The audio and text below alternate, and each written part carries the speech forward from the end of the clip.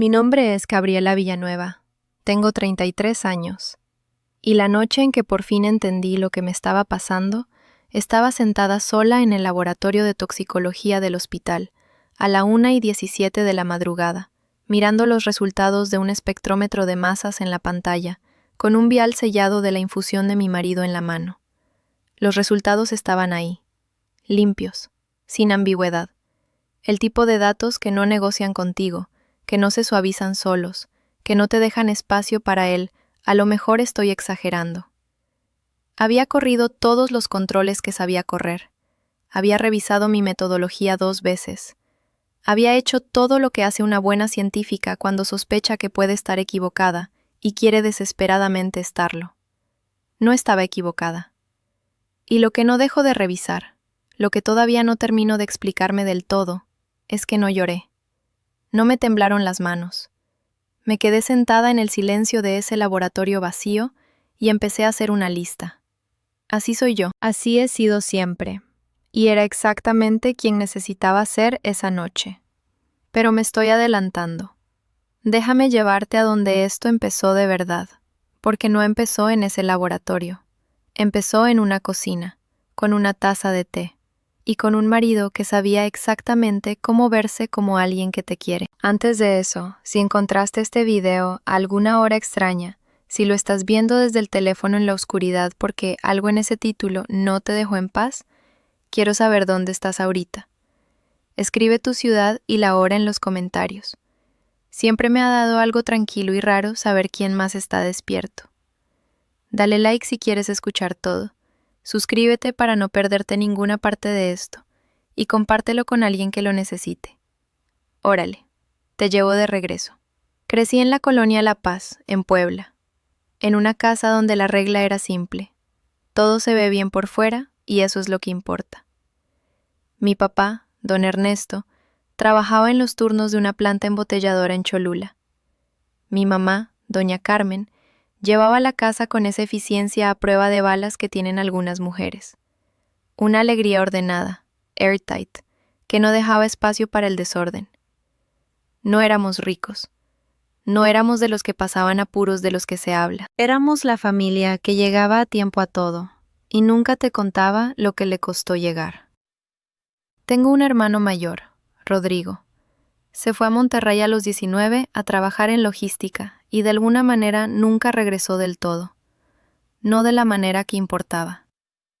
Entonces, durante la mayor parte de mi infancia, éramos yo, mis papás, y el acuerdo tácito de que los sentimientos eran algo que uno manejaba en silencio, como una llave que gotea. La contienes, no la haces problema de nadie, y con el tiempo o se arregla sola o simplemente te acostumbras al goteo. Tenía 12 años cuando mi mamá se desmayó en el patio. Yo la encontré. Estaba en el suelo junto a la ropa que estaba tendiendo, un martes por la mañana, y me quedé paralizada unos segundos en la puerta porque mi cerebro no podía reconciliar lo que estaba viendo con todo lo que le habían enseñado sobre cómo funcionaba esta familia. Mi mamá no se caía, mi mamá no se quebraba, excepto que se había estado quebrando durante años, en silencio, en privado, de una manera que nadie había pensado en buscar, porque la superficie se veía perfectamente intacta. Tenía un problema de presión arterial. Lo había tenido durante años. No le había dicho nada a nadie. Sobrevivió. Sigue en Puebla, y le hablo cada domingo. Y la quiero de esa manera complicada en que quieres a alguien que te enseñó tanto a aguantar las cosas como a dejar de preguntarte si deberías. Pero esa mañana en el patio cambió algo en mí que no creo que haya terminado de cambiar. Me convertí en el tipo de persona que mira debajo de las superficies, que confía en los datos más que en la presentación, que hace la pregunta que nadie más en el cuarto parece querer hacer. Solo que me tomó 8 meses y un informe toxicológico volcar ese instinto sobre mi propio matrimonio. Me pagué la carrera dando clases de química a estudiantes de preparatoria los sábados por la mañana y trabajando medio tiempo en el laboratorio de análisis clínicos del IMSS durante los últimos 2 años. Estudié química clínica en la UAP porque quería ser el tipo de persona que ayuda a la gente a mejorar, y terminé especializándome en la parte de la medicina que no adivina. El trabajo de laboratorio es honesto. El resultado es lo que es. No le importa lo que tú esperabas. Me gradué a los 24, con mención honorífica y una deuda modesta que pagué de manera metódica durante 6 años. Nadie me organizó fiesta. Mi papá dijo, «Qué bueno, mija», de la manera en que decía la mayoría de las cosas, brevemente, ya mirando hacia otro lado. Mi mamá me guardó un pañuelo con mis iniciales y me lo dio envuelto en papel de regalo reciclado de un cumpleaños anterior. Guardé ese pañuelo hasta que se deshizo de tanto doblar y desdoblar. La primera vez que me sentí verdaderamente vista en mi vida profesional tenía 26 años, y mi supervisora de ese entonces, la doctora Consuelo Arenas, que no aparece en esta historia, pero merece ser mencionada, me dijo después de un caso particularmente difícil que yo tenía, la habilidad más rara en este laboratorio, que es la capacidad de seguir evidencia que no quieres encontrar. He pensado en esa frase más veces de las que puedo contar. La pensé a la 1:17 de la madrugada, mirando los resultados toxicológicos en la pantalla. La pensé cuando estaba decidiendo si contarle a alguien lo que había encontrado. Conocí a Rogelio en un congreso de salud en la Ciudad de México cuando tenía 28 años. Él tenía 41. Tenía esa seguridad que tienen ciertos hombres, no a gritos, sino completamente, como alguien que nunca ha considerado en serio la posibilidad de estar equivocado sobre algo. Sabía que iba a pedir antes de que llegara la mesera. Recordaba el nombre de todos los que le habían presentado la noche anterior. Me llamó el jueves siguiente, exactamente cuando había dicho que llamaría. Yo venía de terminar una relación de 4 años con Tomás, que era cálido y genuinamente buena persona, y fundamentalmente incapaz de comprometerse con un futuro que incluyera a alguien más que su yo presente. Cuando eso terminó, lo lloré en orden y luego seguí. Y entonces apareció Rogelio con su certeza y sus llamadas del jueves, y me moví más rápido de lo que era mi costumbre, porque hay un cansancio específico que viene de querer a alguien que no aterriza en ningún lado. Y Rogelio había aterrizado. O eso creí. Nos casamos a los 14 meses de conocernos. Nos instalamos en San Andrés Cholula. Yo conservé mi trabajo en el hospital. Él manejaba su consultoría desde la oficina de la casa. Teníamos una vida que, vista desde afuera, se veía exactamente como se supone que se ve una vida. Y si alguna vez has estado en un matrimonio, o en una relación, o en una familia, o en cualquier arreglo cercano con otra persona, donde lentamente empezaste a sentirte mal de una manera que no podías nombrar, donde seguías explicando la evidencia porque confiabas en la persona más de lo que confiabas en tu propio cuerpo. Entonces necesito que te quedes conmigo en esta siguiente parte, porque no es solo mi historia. Sé que no lo es. Si eso ya te llegó a algún lado familiar, dale like, suscríbete para no perderte lo que viene, y comparte esto con alguien que necesite escucharlo. Yo sigo. El té empezó más o menos al año de casados. Rogelio dijo que un amigo naturópata le había recomendado una mezcla herbal específica, hecha a medida, dijo, para el estrés y para dormir mejor. Empezó a preparármelo todas las noches antes de acostarme, sin que yo se lo pidiera. Guardaba la mezcla en un bote oscuro de cerámica en la barra de la cocina, que yo nunca pensé en abrir. Quiero ser muy precisa en esto. No me pareció extraño. No al principio. También era atento en otras formas. Cocinaba más seguido, preguntaba por mi salud con regularidad. Me sugirió que fuera con mi médica por el cansancio que yo había mencionado. Todo se leía como cuidado.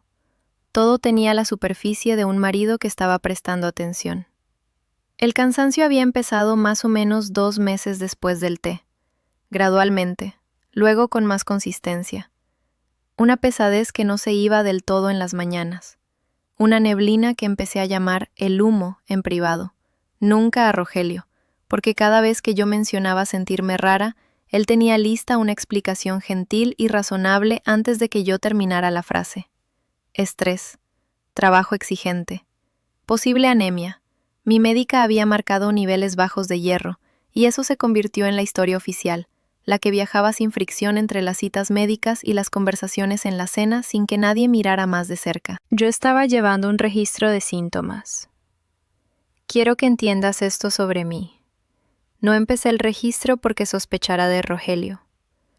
Lo empecé porque soy el tipo de persona que escribe las cosas. 3 libretas escolares en 8 meses. Entradas con fecha. Descripciones de síntomas. Duración, intensidad, condiciones acompañantes. Me estaba tratando a mí misma como un caso de laboratorio sin resolver.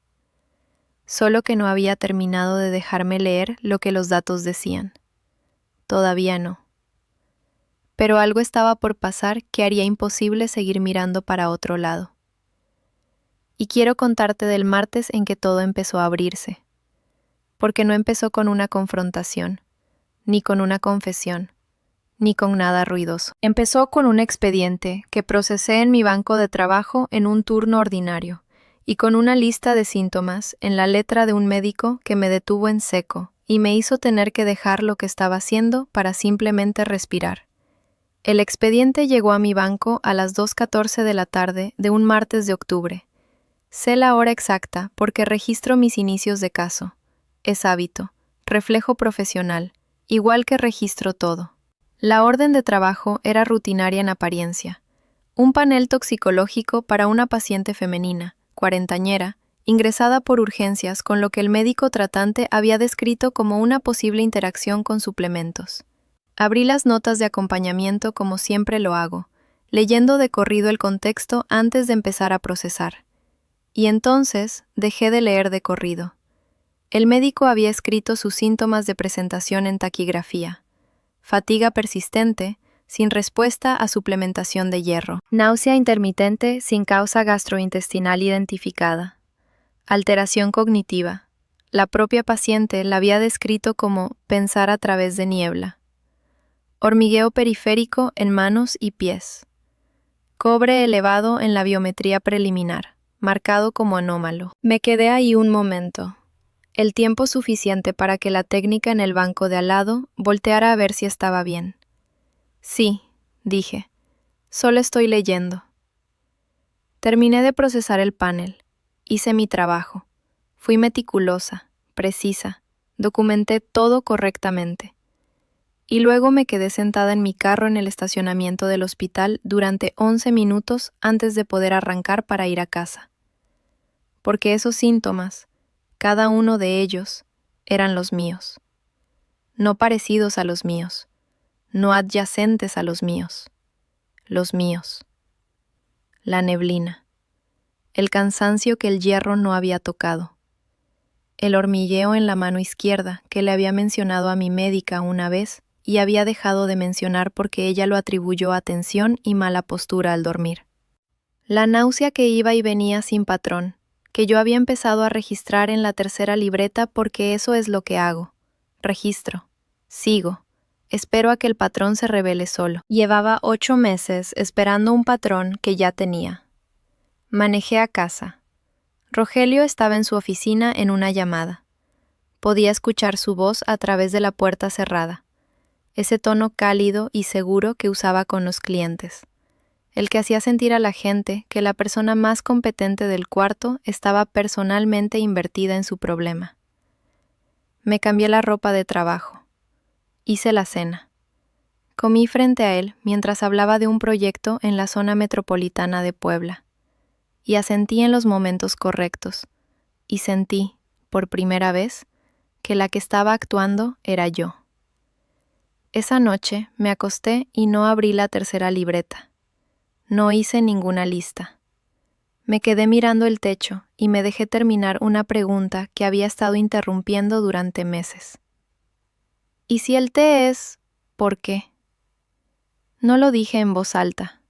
No lo escribí. Pero lo dejé existir, completamente, sin explicarlo de inmediato.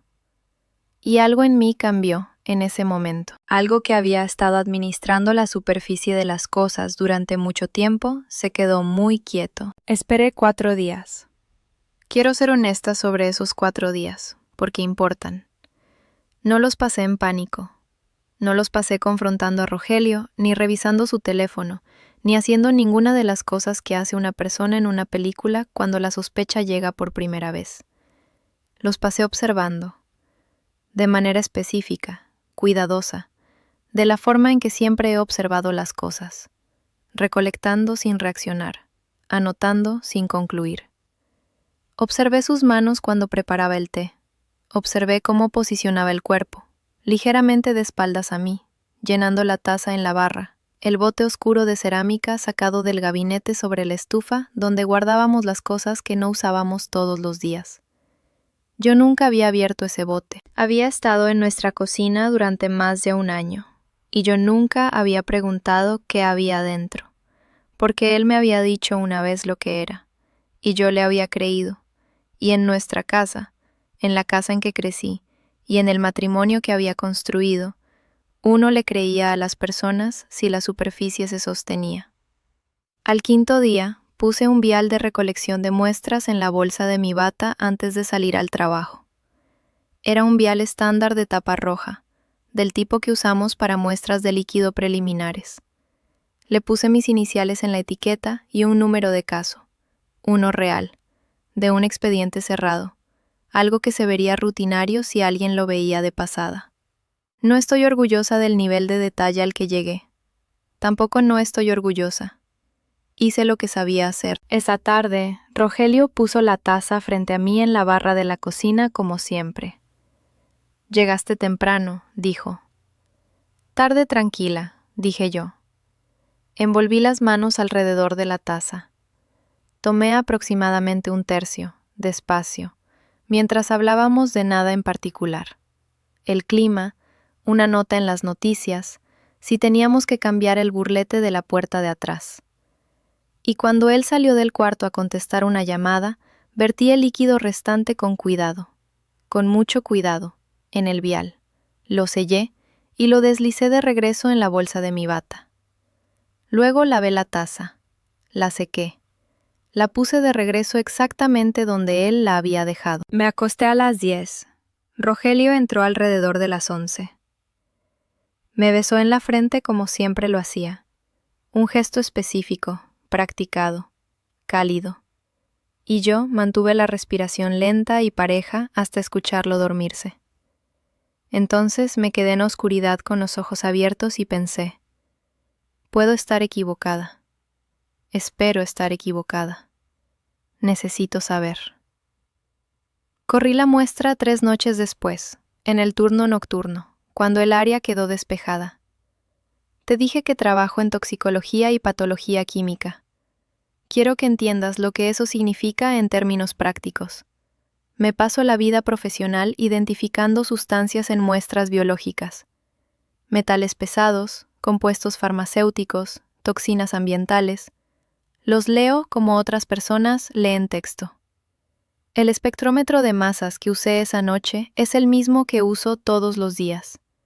Mis manos estaban firmes. Mi metodología fue limpia. Corrí todos los controles. Recalibré el instrumento. Corrí la muestra 2 veces, y ahí estaba, talio, un metal pesado, inodoro, insípido, históricamente usado como raticida en México bajo distintos nombres comerciales, prohibido para uso doméstico desde los años 80, pero todavía accesible, todavía encontrable, para alguien que supiera dónde buscar y tuviera cuidado de cómo buscaba. Su perfil de toxicidad es insidioso precisamente porque imita otras cosas: fatiga, neuropatía, alteración cognitiva, estrés orgánico progresivo.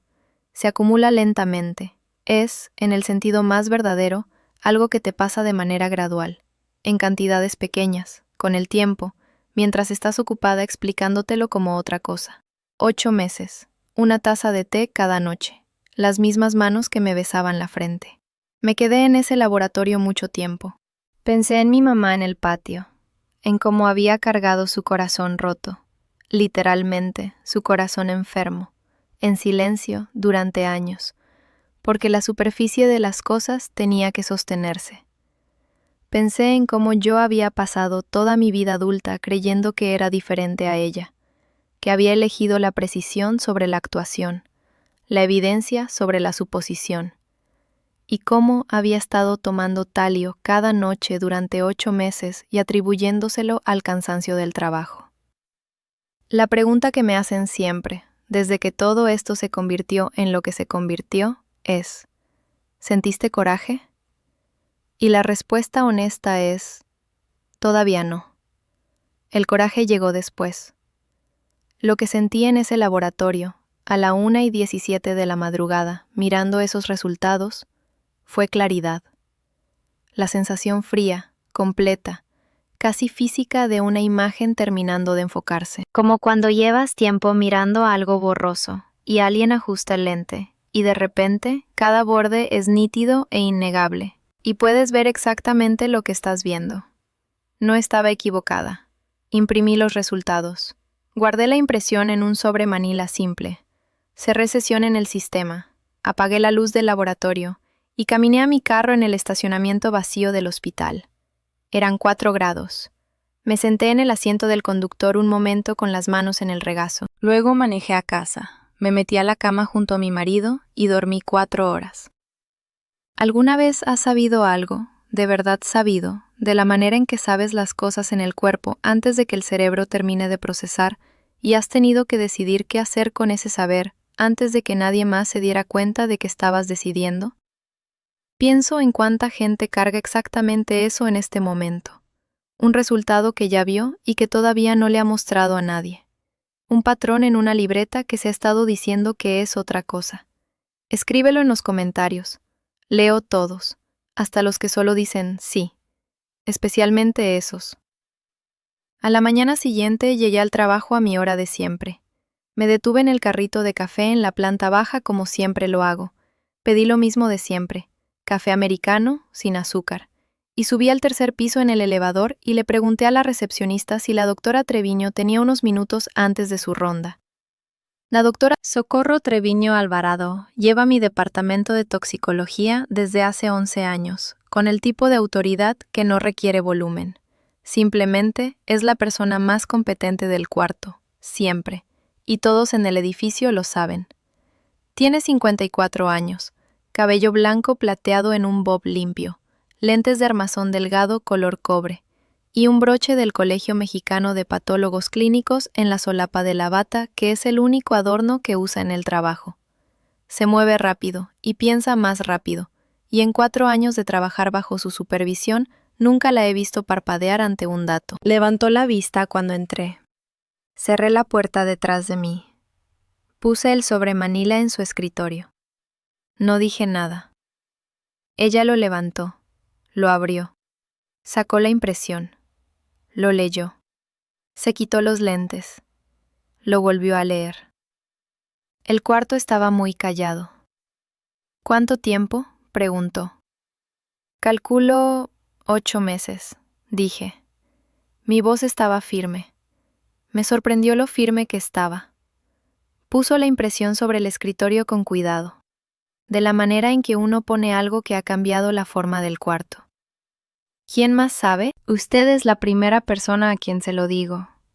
Me miró un momento, no con lástima, no con alarma, sino con la expresión específica de alguien que está absorbiendo un hecho y ya está empezando a calcular lo que requiere. Luego dijo, necesitas llamar a alguien que no sea yo, Gabriela, y necesitas hacerlo hoy. Asentí. Y yo voy a correr un panel de confirmación a través de los canales institucionales correctos, dijo. Con tu autorización. Cadena de custodia limpia. Sí, dije. ¿Estás segura en tu casa esta noche? Lo pensé honestamente. Creo que sí. Él no sabe que yo sé. Asintió una vez. Entonces no lo dejes saber que sabes. Todavía no. Salí de su oficina y fui a mi banco y procesé 7 paneles rutinarios antes de la comida, porque eso es lo que haces cuando eres una persona que sigue la evidencia a donde sea que lleve. Sigues trabajando. Incluso cuando el trabajo acaba de convertirse en tu propia vida. Pero esa tarde, antes de salir, hice una cosa más. Me senté en mi computadora de trabajo y abrí el portal del Registro Público de la Propiedad del Estado de Puebla.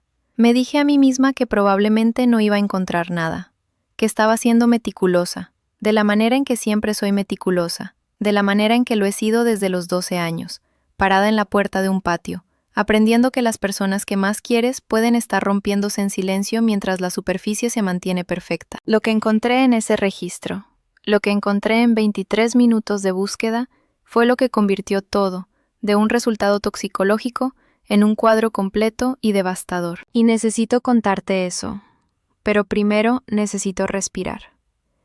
Porque incluso ahora, incluso después de todo lo que pasó y se resolvió, y se asentó en esa paz particular que viene de sobrevivir algo que debió haberte roto, encontrar esa póliza de seguro sigue siendo el momento que más me cuesta revisitar.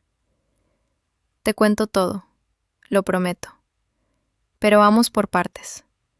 Quiero contarte exactamente lo que encontré, y quiero contártelo de la manera en que yo lo viví, no todo de golpe, no como una revelación de película, sino pieza por pieza, de la forma en que el cuadro se fue armando en mi pantalla, en el silencio de mi oficina, mientras el resto del piso ya se había ido.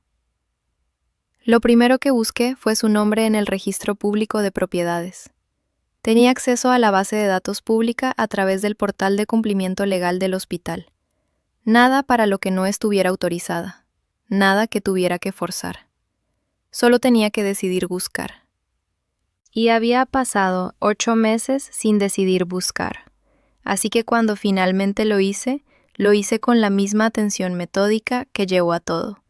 Y me dije a mí misma que solo estaba siendo exhaustiva. El registro de propiedades mostraba la casa, nuestra casa, que yo ya conocía. Y luego un segundo registro, una coinversión en un desarrollo de uso mixto en San Andrés Cholula. El nombre de Rogelio y otro nombre que reconocí, Héctor, su hermano. La propiedad tenía una nota de demanda civil. Hice clic en los documentos asociados. La inversión había colapsado. Los detalles me tomaron unos 10 minutos armarlos completamente, cruzando la demanda civil con un aviso de gravamen separado y una correspondencia de acreedor que había quedado registrada en el expediente público. La exposición de responsabilidad, la parte personal de Rogelio, basada en el acuerdo de cofirma, era de aproximadamente 6.200.000 pesos. La fecha del aviso de incumplimiento inicial era hace 14 meses. Me quedé con ese número un momento. 14 meses. Abrí una nueva pestaña. Busqué en el sistema de registro de pólizas de seguros de vida, otra herramienta de acceso público, una que, honestamente, nunca había tenido razón de usar antes. Escribí el nombre de Rogelio. Escribí el mío. Había una póliza de seguro de vida a mi nombre. 13 millones de pesos. Rogelio como único beneficiario. Abierta hace 14 meses. El mismo mes del aviso de incumplimiento. El mismo mes, con 11 días de diferencia, en que él me había sugerido el té por primera vez. Sé lo que se siente cuando el cuerpo entiende algo antes de que la mente haya terminado de procesarlo. Lo he sentido antes, en formas pequeñas, en el laboratorio, cuando un resultado se está armando y sabes antes de poder articular por qué. Esto fue eso, pero a una escala para la que no tenía ningún marco de referencia. Me atravesó como agua fría. Me quedé muy quieta. Miré la pantalla. Miré la fecha de la póliza de seguro. Miré la fecha del aviso de incumplimiento. Miré mi propio nombre en el campo de asegurada. Y entendí, completamente, estructuralmente, de la manera en que solo los datos pueden hacerte entender algo, que mi marido no me había preparado té todas las noches porque me quería. Me había preparado té todas las noches porque necesitaba 13 millones de pesos y necesitaba que pareciera un accidente. No me fui a casa de inmediato. Me quedé en mi oficina 23 minutos. Lo sé porque revisé el registro de pantalla de mi teléfono después. He pensado por qué lo revisé. Y creo que la respuesta es que necesitaba saber cuánto tiempo le toma a una persona absorber algo así. 23 minutos. Eso es lo que tardé en moverme de entender a decidir. Le llamé a Fernanda a las 8:31 de la noche. Fernanda Bravo ha sido mi amiga más cercana desde que fuimos compañeras de cuarto en la residencia universitaria de la UAP. Tiene 37 años, vive en La Condesa en la Ciudad de México, es terapeuta ocupacional pediátrica y es la persona a quien llamo cuando no puedo dormir, lo cual había sido frecuente últimamente, aunque no le había dicho por qué. Es el tipo de persona que dice lo difícil, pero solo cuando está segura de que la otra ya está lista para escucharlo, y se queda en el cuarto después. Tiene el cabello castaño cortado en un pixie práctico que lleva desde los 27 y que no tiene ninguna intención de cambiar, y habla con todo el cuerpo, y es la persona más directa que he querido en mi vida. Contestó al segundo tono. Necesito que vengas, dije.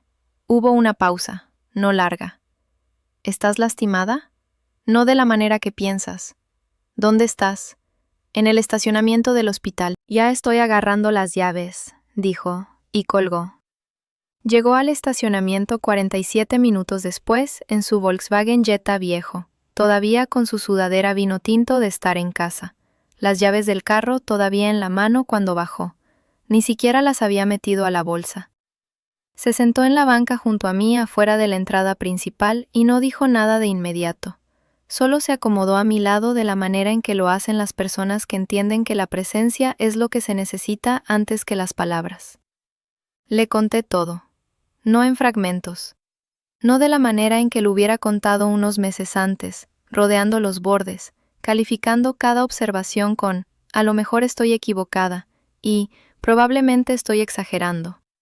Lo conté de la manera en que había pasado 8 meses aprendiendo a contar las cosas, en secuencia, con precisión, sin suavizar la evidencia para que fuera más fácil de recibir. Los síntomas, las libretas, el expediente del martes, el vial, los resultados del laboratorio, la doctora Treviño, el registro de propiedades, la póliza de seguro. Cuando terminé, Fernanda se quedó callada un momento, lo cual es inusual en ella. Las luces del estacionamiento zumbaban levemente sobre nosotras, y en algún punto del otro lado del lote una alarma de carro pitó una vez y se apagó. Entonces dijo, «Ya sabes lo que vas a hacer». Sí, dije. Solo necesitaba que alguien estuviera aquí cuando lo hiciera. Puso su mano sobre la mía en la banca. No me dijo que lo sentía. No me dijo que todo iba a estar bien. Solo dijo, «Entonces vamos viendo el orden». Así es, Fernanda, exactamente así. Nos quedamos ahí otra hora, trabajando en ello de la manera en que se trabaja una metodología. ¿Qué necesita pasar primero? ¿Qué depende de qué? ¿Qué necesitaba tener en su lugar antes de moverme? Tenía los resultados del laboratorio, tanto mi análisis preliminar como el panel de confirmación de la doctora Treviño, que se procesaría a través de los canales institucionales correctos en las siguientes 48 horas. Tenía la documentación de la póliza de seguro, imprimible desde la base de datos pública. Tenía los registros financieros, el aviso de incumplimiento, el gravamen, la demanda civil. Todo público, todo documentado, todo con fecha y hora. Y tenía 3 libretas escolares, 8 meses de entradas con fecha, el testimonio de mi propio cuerpo, escrito con mi propia letra, antes de saber que era un testimonio. Si alguna vez has tenido que sentarte a inventariar la evidencia de tu propia casi destrucción, si alguna vez has tenido que mirar una línea de tiempo y darte cuenta de cuánto tiempo estuvo pasando algo antes de que te dejaras verlo, entonces sabes que no es una sensación limpia. No es satisfactoria de ninguna manera simple. Es agotadora y clarificadora en igual medida.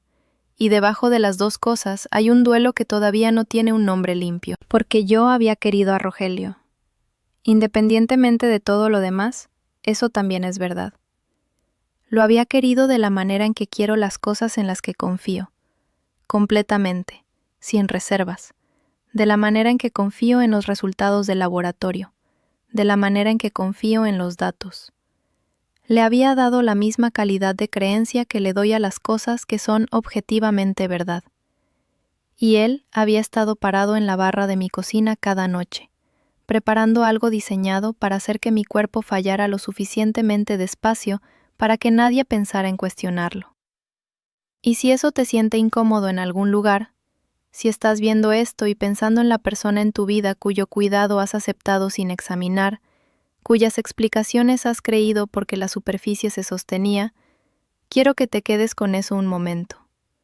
No para asustarte, sino porque lo más importante que aprendí de todo esto es que el amor no es razón para dejar de leer los datos. Nunca lo fue. Me fui a casa esa noche. Quiero ser clara sobre esto. Me fui a casa y me metí a la cama. y Rogelio ya estaba dormido, y me quedé en la oscuridad sin confrontarlo. No me moví diferente por la casa. No dejé de tomar el té. Lo vaciaba cuando él no miraba, enjuagaba la taza, la ponía de regreso en su lugar.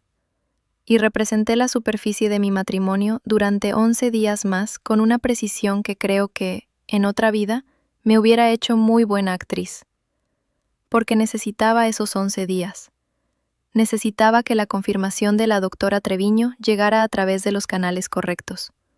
Necesitaba reunirme con la sargento Miriam Escobedo Fuentes de la Fiscalía General del Estado de Puebla, Unidad de Delitos contra la Familia. Una mujer que llevaba 11 años en casos domésticos y que, cuando yo entré a su oficina con un sobre Manila y 3 libretas escolares, me miró un momento largo antes de decir una sola palabra. Necesitaba que todo estuviera documentado, verificado y entregado a las personas correctas en el orden correcto. Esa es la parte que más sorprende a la gente cuando la cuento. Esperan la historia de una mujer que entró en pánico, o que se derrumbó, o que confrontó a su marido en la cocina a medianoche. Esperan la versión dramática. Y lo que hice en cambio fue la cosa más silenciosa y metódica que he hecho en mi vida. Lo cual es decir mucho, porque soy una persona que lleva registros de síntomas por costumbre. Me preparé. La noche antes de ir a ver a la sargento Escobedo, me senté en la mesa de la cocina después de que Rogelio se había ido a dormir, y abrí la 4ª libreta en la primera página. Escribí 2 palabras en la parte de arriba. A tiempo. Mi médica, una vez que lo había divulgado todo y había empezado el tratamiento de quelación para atender la acumulación de talio en mi sistema, me había dicho que la intervención había llegado a tiempo para prevenir daño permanente. La función de mi hígado estaba comprometida, pero no más allá de la recuperación. La neuropatía periférica en mis manos se resolvería con tratamiento. La neblina cognitiva se levantaría conforme los niveles bajaran. A tiempo. Lo subrayé 2 veces. Y pensé en la niña de 12 años en la puerta del patio que había aprendido que las personas en quienes confías pueden estar rompiéndose en silencio, o haciendo algo terrible en silencio, mientras la superficie se mantiene perfectamente intacta. Pensé en cómo esa niña había pasado los siguientes 21 años construyendo una mente lo suficientemente precisa para leer la verdad debajo de la superficie de las cosas. Y pensé, al fin la usó en lo que más importaba. Cerré la libreta, apagué la luz de la cocina y me fui a dormir por última vez en esa casa, en ese matrimonio, con el peso completo de lo que sabía y la claridad completa de lo que estaba a punto de hacer. Y dormí, finalmente, sin la neblina, porque el té ya estaba en el drenaje. Y mañana todo cambia. He reproducido la mañana en que entré a la oficina de la sargento Miriam Escobedo Fuentes más veces de las que puedo contar. No porque haya sido dramática, sino por lo poco dramática que fue, lo silenciosa que fue, lo mucho que se veía, desde afuera, como nada más que una mujer cargando un sobre Manila y 3 libretas escolares entrando a un edificio gubernamental un miércoles por la mañana. Me puse mi suéter gris marengo, el pantalón negro, los zapatos cerrados de suela de goma que uso en el laboratorio. Me solté el cabello, no sé exactamente por qué, excepto que lo había llevado recogido en chongo durante tanto tiempo que soltarlo se sintió como algo, como un permiso, como si me estuviera permitiendo estar completamente presente en lo que estaba a punto de hacer, en lugar de la versión profesional y contenida de mí misma que mantiene todo perfectamente en su lugar. No traía anillos en la mano izquierda. No me había quitado el anillo de bodas de ninguna manera consciente o ceremonial. Simplemente había dejado de ponérmelo 3 días antes, y Rogelio no había dicho nada al respecto, lo cual me dijo algo que archivé sin comentario. La oficina de la sargento Escobedo era pequeña y muy organizada, el tipo de organización que viene no de la estética, sino de la necesidad práctica de manejar un volumen alto de casos complejos sin perder nada. Tenía 47 años, complexión compacta y directa, cabello negro recogido en una cola baja con las primeras canas apareciendo en las sienes, y esa calidad específica de quietud que solo he visto en personas que han pasado años sentadas frente a personas en crisis y han aprendido que su propia calma es una forma de servicio. Se puso de pie cuando entré. Me dio la mano. Señaló la silla frente a su escritorio. Me senté. Puse el sobre manila en el escritorio. Puse las 3 libretas junto a él. Puse las manos en el regazo. Vengo a reportar un envenenamiento en curso, dije. La víctima soy yo. La sustancia es talio. El método de entrega es una infusión nocturna preparada por mi esposo. Tengo confirmación de laboratorio de mi institución, registros financieros y de seguro que establecen el móvil. Y 8 meses de documentación personal de síntomas con fecha. La sargento Escobedo miró los materiales en su escritorio. Luego me miró a mí. ¿Usted compiló todo esto sola?, preguntó. Es lo que hago, dije. Los siguientes 9 días son los más largos y más cortos que he vivido. No estuve en casa durante la mayor parte de ellos. Me había arreglado para quedarme con una colega, una mujer llamada Sandra que vivía a 20 minutos del hospital y que no hizo más preguntas que ¿necesitas algo de la tienda? Le dije a Rogelio que estaba cubriendo turnos extendidos por falta de personal, lo cual era suficientemente plausible para que lo aceptara sin preocupación visible. Si me creyó o simplemente estaba recalibrando, nunca lo sabré. No necesitaba saberlo. Necesitaba 9 días. Fernanda subió desde la Ciudad de México al tercer día y se quedó 2 noches, durmiendo en el sofá de Sandra, haciendo café a las 6 de la mañana y sentándose conmigo mientras yo lo tomaba antes de salir al trabajo. No hablamos mucho de Rogelio durante esos 2 días. Hablamos de otras cosas, de un caso que ella estaba manejando en la clínica, de un libro que llevaba 4 meses intentando terminar, de su gato que había decidido que la monstruera del departamento era suya, la textura ordinaria y continua de una vida. Necesitaba eso más de lo que necesitaba el análisis. Al 6.º día, la doctora Treviño me llamó a su oficina y me entregó los resultados de confirmación institucional. Cadena de custodia limpia, correctamente registrada, inapelable. También había, con mi autorización, notificado el caso al área jurídica del hospital, lo cual significaba que ahora existía un expediente institucional completamente independiente de todo lo que yo había compilado sola. Me entregó el informe, lo miré, luego la miré a ella. ¿Cómo estás?, me preguntó. Y la manera en que lo preguntó no era la manera en que la gente pregunta cuando quiere una respuesta tranquilizadora. Era la manera en que ella pregunta cuando de verdad quiere saber. Estoy bien, dije. Y luego, porque era la doctora Treviño y ella sabría si estaba redondeando. Estoy más clara de lo que he estado en 8 meses. Y estoy muy cansada. Asintió. Esa es una respuesta honesta. Me acompañó a la puerta de su oficina y justo antes de que saliera dijo, en voz baja, «Hiciste bien en correrla tú misma primero. Hay personas que se hubieran convencido de no hacerlo». Lo sé, dije. Yo he sido esas personas antes. Rogelio Andrade Ibarra fue detenido 9 días después de que entré a la oficina de la sargento Escobedo. Yo no estaba ahí cuando pasó.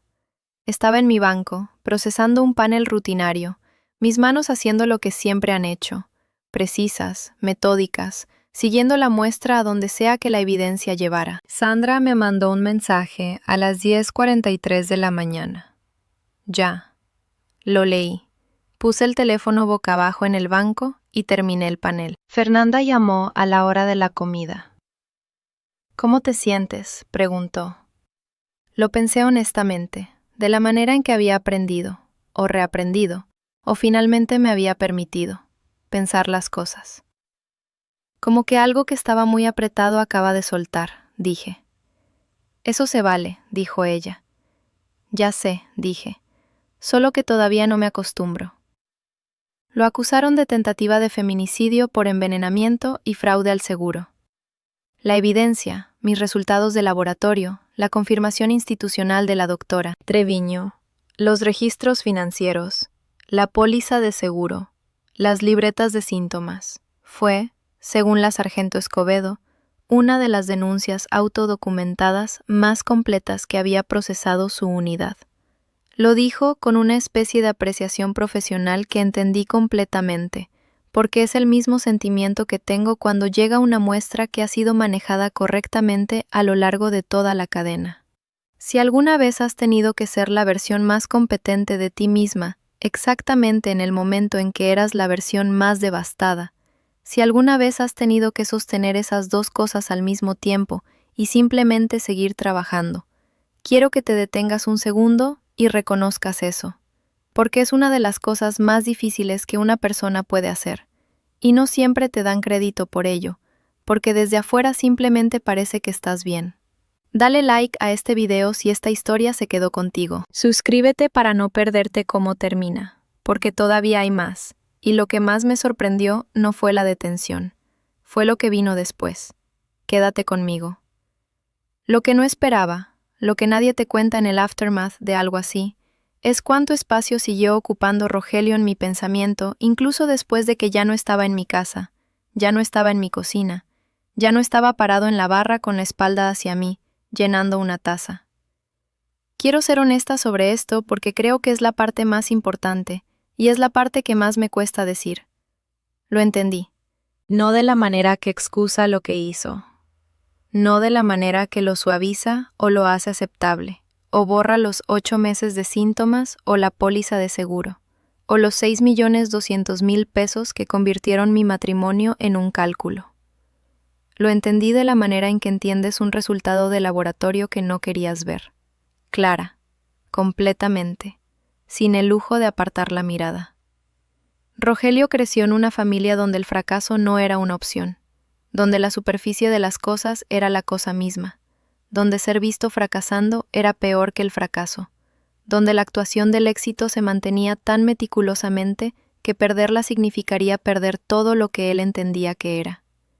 Había fallado 2 veces antes, 2 negocios, 2 colapsos públicos de la narrativa que había construido alrededor de sí mismo. Y cuando la inversión falló y el aviso de responsabilidad llegó, y los 6 millones se convirtieron en una pared que no podía ver por encima, algo en él tomó una decisión que no creo que haya experimentado como monstruosa.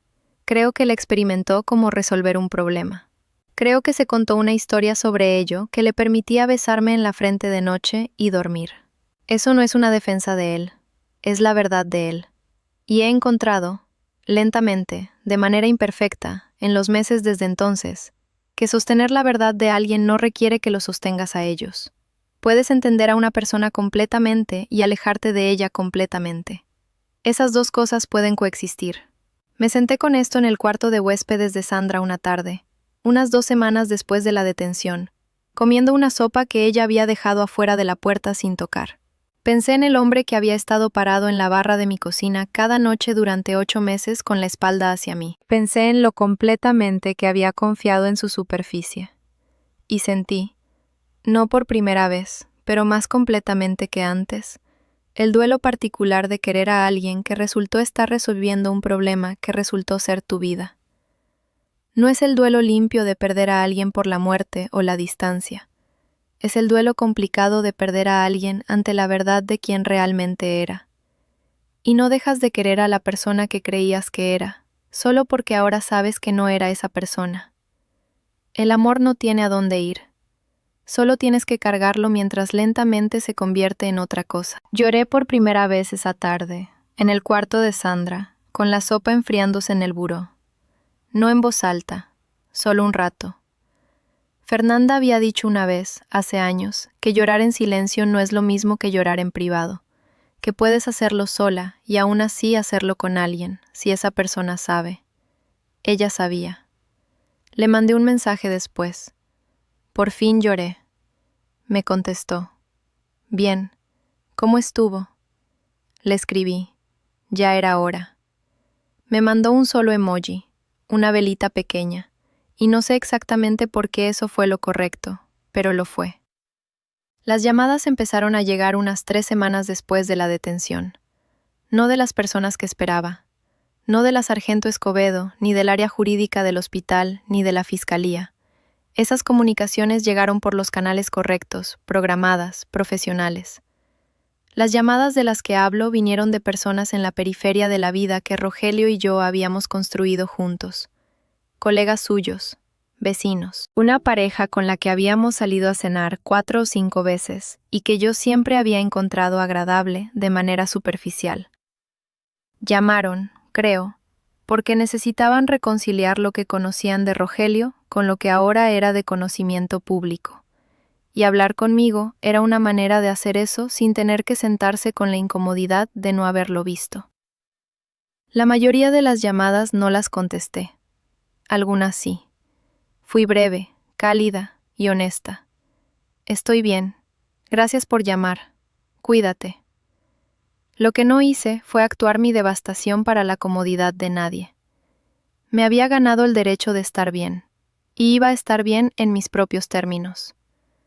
La única llamada que contesté completamente y sin reservas fue la de mi mamá. Había leído algo, una nota breve en un agregador de noticias regional, lo suficientemente vaga para ser casi irreconocible, pero lo suficientemente específica para que ella supiera de inmediato.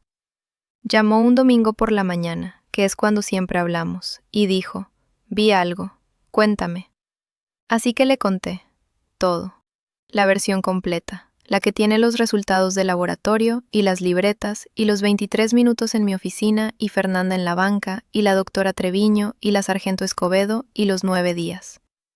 Mi mamá escuchó sin interrumpir, que no es siempre como escucha, y cuando terminé hubo una pausa larga. «Tú corriste la prueba tú misma», dijo. «Sí». Otra pausa. «Perdóname por no haberte enseñado a hacer eso antes». Su voz era cuidadosa, el cuidado específico de alguien que está diciendo algo que ha estado cargando mucho tiempo. A mirar debajo, a confiar en lo que encuentras. «Me enseñaste más de lo que sabes», dije. «Solo me tardé en aplicarlo». No dijo nada un momento. Luego, «¿Tus manos están bien?» «Mis manos». Había leído suficiente para saber lo de la neuropatía, y eso fue lo que me llegó. No la simpatía, no la disculpa, sino el amor específico y práctico de una madre preguntando por las manos de su hija. «Mejorando», dije. «Cada semana un poquito mejor». Le escribí una carta a Rogelio unas 6 semanas después de la detención. Quiero ser clara, no la mandé. La escribí para mí, de la manera en que siempre he escrito las cosas, porque escribir es como proceso, como hago que los datos sean legibles para la parte de mí que no es científica. Me senté en la mesa de la cocina de Sandra un martes por la noche y escribí 3 páginas en la cuarta libreta, debajo de las palabras «a tiempo» que había subrayado 2 veces en la primera página. No la escribí para herirlo, ni para perdonarlo, ni para explicarme. La escribí para terminar el pensamiento, para poner el cuadro completo en palabras, no solo en datos, para decir: «Te vi». No tu superficie, a ti. Y me alejé no porque dejé de verte, sino porque finalmente me vi a mí misma, con suficiente claridad para saber lo que merecía. Cuando me la leí esa noche, encontré la línea que se sentía más verdadera, la que reencuadró, para mí, todo lo que había venido antes. Confiar en alguien no es lo mismo que abandonar tu propia evidencia. El amor no es razón para dejar de leer los datos. Nunca lo fue, y nunca volveré a confundir las dos cosas. Le leí esa línea a Fernanda por teléfono más tarde esa noche. Se quedó callada un momento. Luego dijo: «Así eres tú siempre. Solo se te olvidó por un rato». 8 meses, dije. «Un ratito», dijo ella con firmeza. Y me reí. La risa real, la que me sorprendió, por primera vez en más tiempo del que podía recordar. Mi nombre es Gabriela Villanueva. Tengo 33 años. Estoy sentada en mi propia cocina mientras te cuento esto. Una cocina diferente, una casa rentada a 20 minutos del hospital, con una ventana sobre el fregadero que recibe buena luz por la mañana y una cafetera que yo escogí sola, y una barra donde no hay nada que yo no haya puesto ahí. Mis manos están más firmes de lo que estaban hace 6 meses. El temblor casi se fue. Mi médica dice que en unos meses más el análisis de sangre va a estar limpio. Tengo el cabello recogido en su chongo. Mis manos están envueltas alrededor de una taza de café. Solo café, preparado por mí, de un paquete que compré en el mercado y abrí yo misma. Sé exactamente lo que hay adentro.